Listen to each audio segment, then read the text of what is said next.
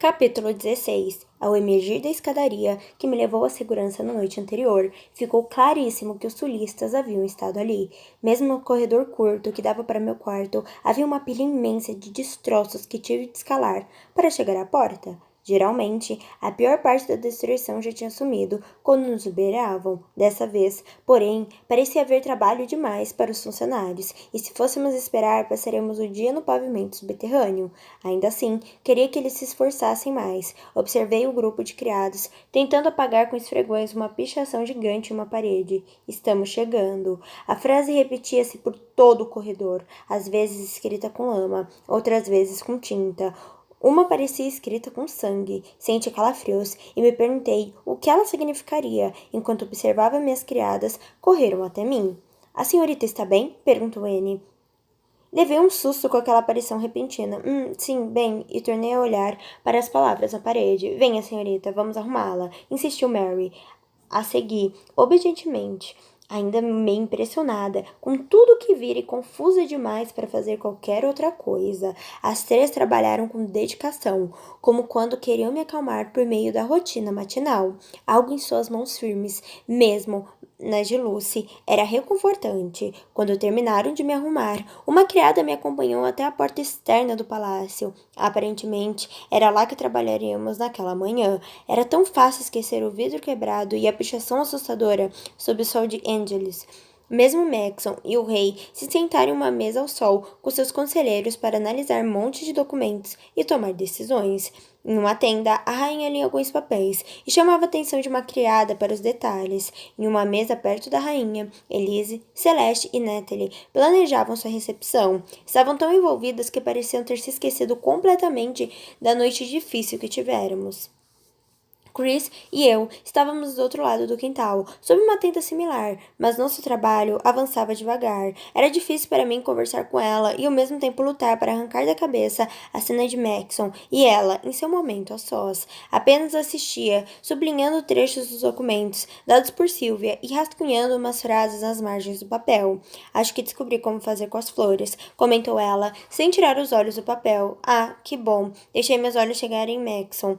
Ele tentava parecer mais ocupado do que realmente estava. Qualquer pessoa atenta perceberia que o rei fingia não ouvir seus comentários. Não entendia aquilo. Se o rei preocupava-se com a questão de seu filho tornar-se um bom líder, o que tinha que fazer era ensiná-lo de verdade, e não impedi-lo de fazer qualquer coisa por medo de eventuais erros. Maxon repassou alguns documentos e levantou os olhos. Nossos olhares se cruzaram, e ele acenou. Quando foi erguer a mão, vi pelo canto do olho que Chris respondeu ao aceno, cheio de entusiasmo. Voltei a concentrar-me nos papéis, tentando esconder minhas bochechas coradas. Ele não é bonito? Claro, fico imaginando como serão nossos filhos, com os cabelos dele e os meus olhos.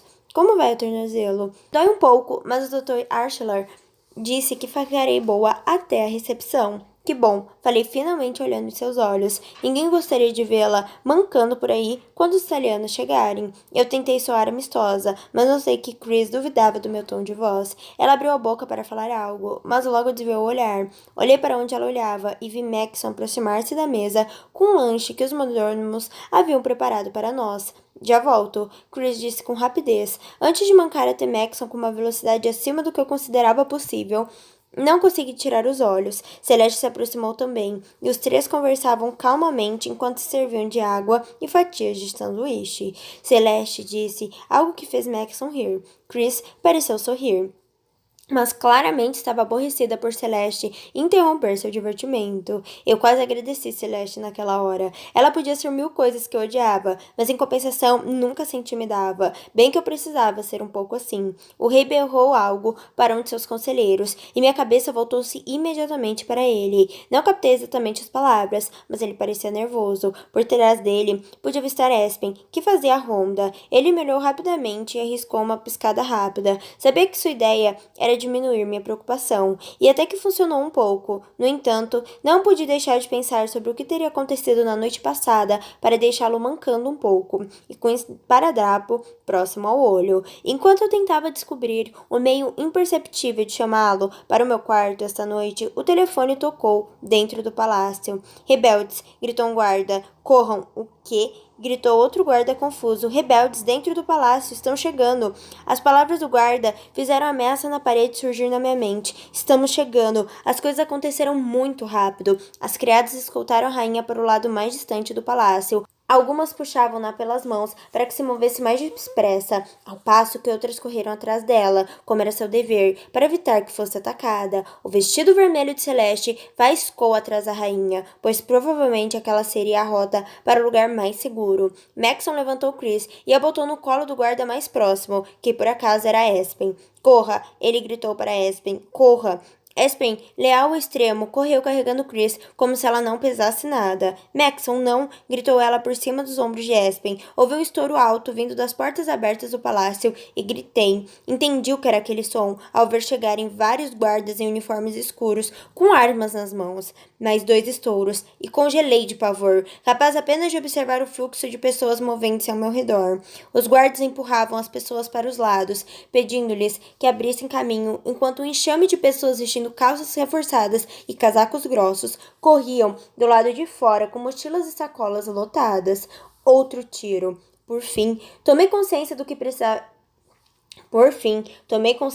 que precisava me mexer. Dei meia volta e corri sem pensar. Com aqueles rebeldes inundando o palácio, o mais lógico pareceu-me correr deles. Mas isso implicava partir em direção à grande floresta, com um bando de malvados atrás de mim. Levei alguns tombos por causa das sapatilhas e cheguei a pensar em arrancá-las. No fim das contas, decidi que sapatilhas escorregadias eram melhor que andar descalça. América chamou Maxon. Não, volte! Arrisquei olhar para trás e vi o rei agarrar Maxon pelo colarinho do paletó, arrastando-o para outro lugar. Percebi o terror nos olhos de Maxon, que continuavam fixos em mim. Outro disparo. Abaixe-se, Maxon gritou. Vocês vão acertá-la. Cessar fogo. Houve mais disparos. E Maxon continuou a gritar suas ordens até eu estar muito longe para entendê-las. Corri pelo campo aberto e percebi que estava só. Maxon fora contido pelo rei, e Espen desempenhava seu papel de soldado. Qualquer guarda que desse comigo estaria à caça de rebeldes. Tudo que eu podia fazer era correr para me salvar. O medo me fez ser rápida, e me surpreendi com a destreza dos meus movimentos assim que entrei na floresta.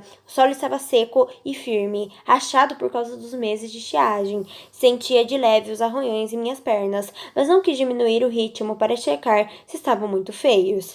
Suava tanto que o vestido colava no meu peito, o bosque era mais frio e a cada passo meu ficava mais escuro, mas eu estava quente. Em casa, às vezes eu corria por diversão, para brincar com Geralt, ou apenas para sentir as dores do esforço. Só que eu já estava há meses acomodada no palácio, comendo comida de verdade pela primeira vez, e pude sentir as consequências. Meus pulmões queimavam e minhas pernas latejavam. Ainda assim, eu corria.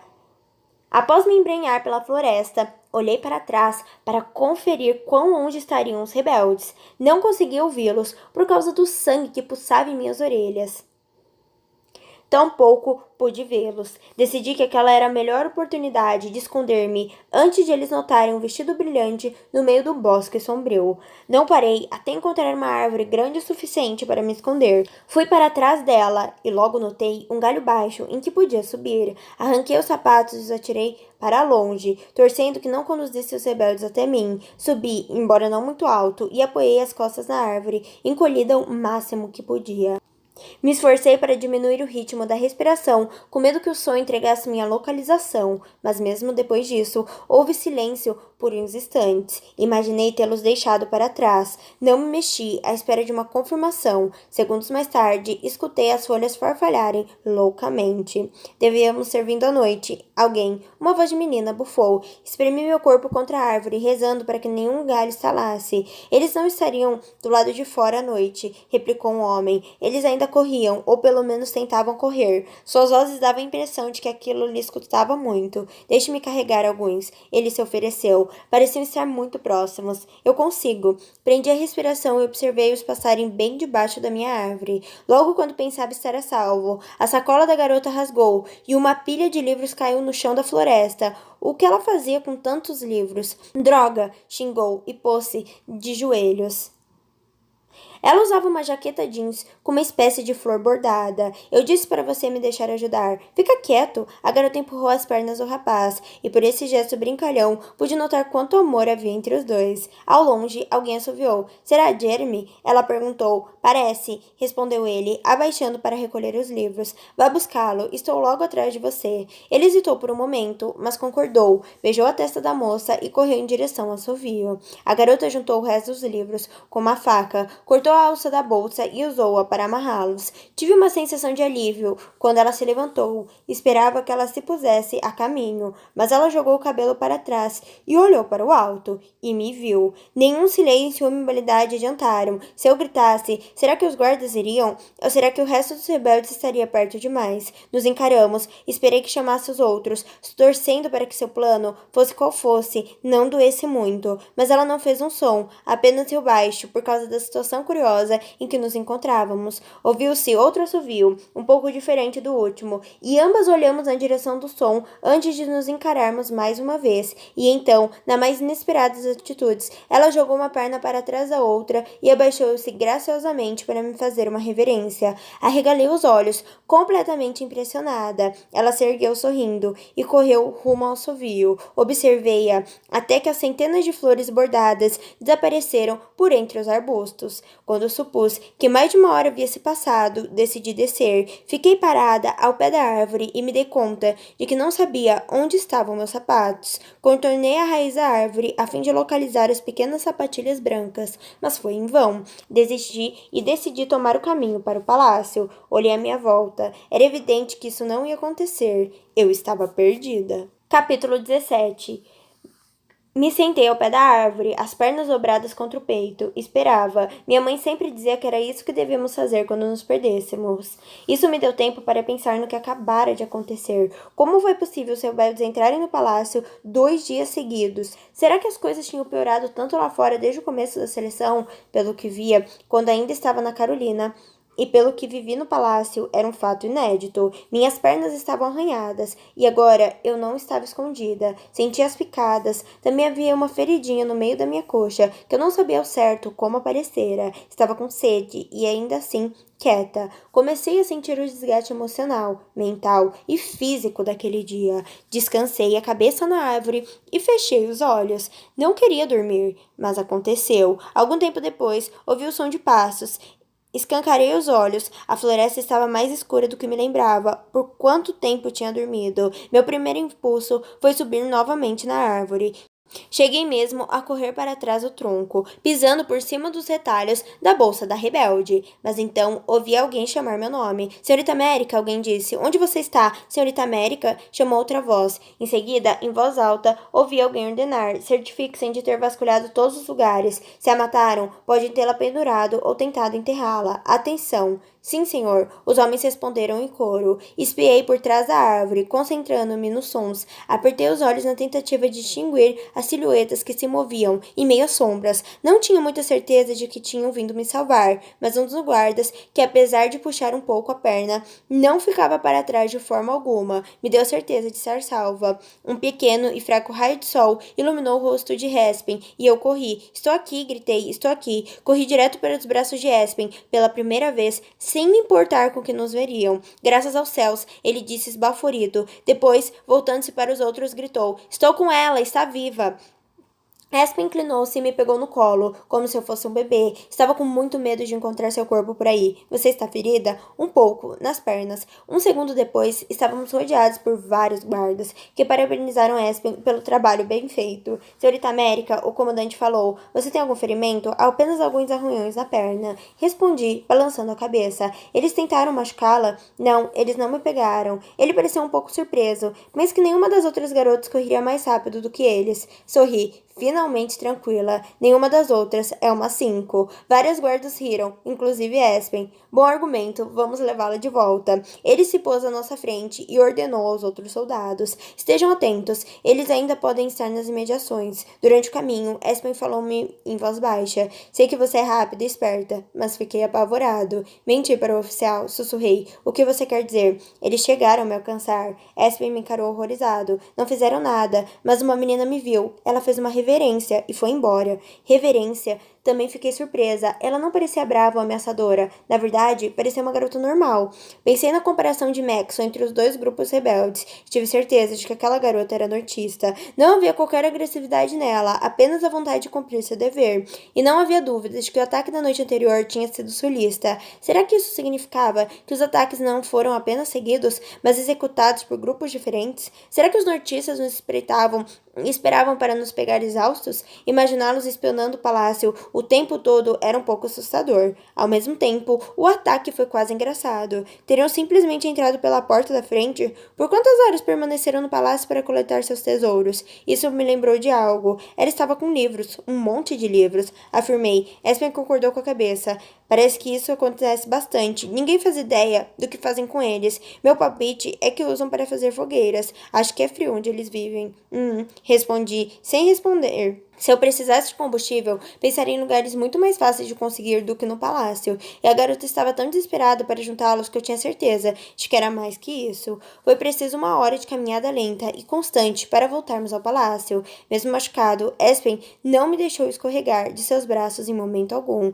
De fato, parecia gostar do trajeto, apesar do trabalho extra. Eu também gostei. Os próximos dias talvez sejam cheios para mim, mas tentarei vê-la em breve. Espen falou ao meu ouvido enquanto cruzávamos o gramado amplo e fofo que dava para o palácio. Tudo bem, respondi baixo. Ele abriu um pequeno sorriso e eu o imitei, contemplando a vista diante de nossos olhos. O palácio brilhava ao sol do fim da tarde. Em cada um dos andares havia janelas com luzes acesas. Nunca havia visto o palácio assim.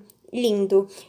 Por algum motivo, pensei que Maxon estaria lá, à minha espera, na porta dos fundos. Não estava. Ninguém estava. Espen recebeu ordens de levar-me até a ala hospitalar para que o Dr. Ashlar pudesse cuidar das minhas pernas. Outro guarda foi enviado para contar à família real que eu fora encontrada viva. Minha volta passou em branco. Fiquei sozinho em meu leito com as pernas enfaixadas até cair no sono. Escutei um espirro. Abri os olhos um pouco confusa até lembrar onde estava. Pesquei os olhos e inspecionei o quarto. Não queria acordar você, disse Maxon, bem baixinho. Você tem que voltar a dormir. Ele estava sentado em uma cadeira ao meu lado, tão próximo que poderia encostar a cabeça em meu cotovelo se quisesse. Que horas são? Perguntei, esfregando os olhos. Quase 2 da manhã, Maxon confirmou. Ele me olhava atentamente e logo fiquei muito preocupada com minha aparência. Eu tinha lavado o rosto e prendido os cabelos quando cheguei, mas era certo que minha bochecha estava cheia de marcas de travesseiro. Você nunca dorme? Perguntei. Durmo, só estou tenso. Risco laboral, ironizei, sentando-me na cama. Ele abriu um sorriso. Algo do tipo. Fez-se um silêncio longo. Nenhum de nós sabia o que dizer. Pensei uma coisa hoje na floresta. Falei, do nada. O sorriso dele aumentou, diante da minha facilidade em pôr um incidente de lado. É mesmo? Sobre você. Ele chegou um pouco mais perto, seus olhos castanhos cravados no meu. Me conte. Bem, comecei. Estava pensando sobre o seu comportamento ontem, quando Chris e Elise ainda não tinham chegado ao abrigo. Você ficou tão preocupado, e hoje, quando seus betos apareceram, vi você tentar correr atrás de mim. Tentei, sinto muito. Ele balançou a cabeça, envergonhado por não ter feito nada mais. Não estou chateada, expliquei. Quando eu estava perdida, pensei na sua preocupação comigo, na sua preocupação com as outras. Não tenho a pretensão de adivinhar seus sentimentos em relação a cada uma de nós, mas sei que você e eu não estamos entre os destaques da programação atualmente. Já tivemos dias melhores. Ele comentou com um sorriso nos lábios. Mas mesmo assim, você correu atrás de mim. Você confiou Chris a um guarda porque ela não podia correr. Você tenta nos manter seguras, todas. Então por que machucaria uma de nós? Ele permaneceu calado, sem saber ao certo aonde eu queria chegar. Agora eu compreendo. Se você está preocupado com a nossa segurança, jamais faria aquilo com Marley. Tenho certeza de que teria impedido o castigo, se pudesse. Ele soltou um suspiro e disse, em um piscar de olhos, eu sei. Um pouco hesitante, Max estendeu o braço por cima da cama para segurar minha mão. Deixei. Lembre-se do que lhe disse outro dia, que tinha algo que queria mostrar a você? Sim, não se esqueça disso, certo? O dia está próximo. O cargo tem muitas exigências, nem sempre agradáveis, mas, às vezes você pode fazer coisas boas. Não entendi o que ele quis dizer, mas fiz que sim com a cabeça. Imagino que terei de esperar até vocês terminarem a tarefa. Vocês estão um pouco atrasadas. Soltei a mão de Maxon e tapei os olhos. Tinha me esquecido completamente da recepção. Olhei novamente. Ainda vão querer que a gente faça isso? Tivemos 2 ataques de rebeldes e passei a maior parte do dia perdida na floresta. floresta. Estragaríamos tudo. Vocês terão que se superar, disse ele, com uma expressão simpática no rosto. Deixei minha cabeça cair sobre o travesseiro. Vai ser um desastre. Ele riu. Não se preocupe. Mesmo se você não for bem como as outras, não é do meu feitio enxotá-la daqui. Algo naquela frase soou estranho. Me sentei de novo. Você quer dizer que se as outras forem piores que eu, uma delas pode ser enxutada? Maxon hesitou por um instante, evidentemente sem saber ao certo o que responder. Maxon, ele suspirou. Tenho 2 semanas antes do próximo corte, e a tarefa terá um peso grande. Você e Chris estão numa situação mais difícil, uma nova relação, menos gente para trabalhar, e apesar de terem uma cultura alegre, os italianos ofendem-se com facilidade. E além disso, vocês quase não tiveram tempo para trabalhar. Eu imaginei se dava para notar o sangue subindo pelo meu rosto. Não deveria ajudar, mas se precisarem de algo, por favor digam. Sou incapaz de mandar uma de vocês duas para casa. Quando tivemos nossa primeira briga por causa de Celeste, pensei que um pedaço de mim tinha morrido. E depois, quando Marley se foi tão de repente, pensei a mesma coisa. Tinha certeza de que sempre que algo bloqueava o meu caminho, pedaços do meu coração se desintegravam. Mas eu estava errada. Lá, deitada no leito do hospital, meu coração se despedaçou pela primeira vez de verdade. E a dor era indescritível. Até aquele momento, eu tentava me convencer de que tudo que tinha visto entre Maxon e Chris era minha imaginação. Mas agora eu tinha certeza. Ele gostava dela, talvez tanto quanto gostasse de mim. Concordei com a cabeça diante da oferta, incapaz de dizer qualquer outra coisa. Falei a mim mesma para pegar meu coração de volta. Ele não podia ser de Maxon. Tínhamos começado essa história como amigos. Talvez fosse esse o nosso destino. Bons amigos. Mas eu estava arrasada. Preciso ir, disse ele, e você precisa dormir. Seu dia foi muito longo. Fiz uma cara de tédio. O ataque e a floresta não tinham sido nem a metade dos meus problemas. Maxon se levantou e ajeitou o terno. Queria dizer muito mais a você. Realmente pensei que a tinha perdido. Eu estou bem, de verdade, assegurei, dando de ombros. Sei disso agora, mas em vários momentos do dia fui obrigada a me preparar para o pior. Ele fez uma pausa para ponderar suas palavras. Geralmente, continuou, entre todas as garotas, é mais fácil falar com você sobre a nossa relação, mas sinto que não é a coisa mais sábia a fazer agora. Encolhi a cabeça. Era impossível tentar falar de sentimentos com alguém que obviamente tinha uma queda por outra garota. Olhe para mim, América. Ele pediu, com a voz suave. Olhei. Não tem problema. Posso esperar. Só quero que saiba. Não sou capaz de encontrar palavras para expressar o tamanho do meu alívio ao ver você aqui, inteira. Nunca fui tão grato por nada. Um silêncio maravilhado tomou conta de mim, como sempre acontece quando ele toca em certos pontos do meu coração. Um pedaço de mim, no entanto, preocupava-se com minha facilidade para acreditar em suas palavras. Boa noite, América. Oi, tudo bem? Aqui é a Letícia Bartulhei, eu sou escritora de livros de romance. Meus livros são Me Apaixonei pelo Meu Sequestrador, Meu Crush é um Zé Droguinha e Eu Não Quero um Príncipe. Muito obrigada por ter escutado mais um capítulo desse audiobook maravilhoso. Quer aproveitar e garantir o seu livro pelo melhor preço? Então clica no link da descrição, ok? Combinado? Muito obrigada mais uma vez e beijão!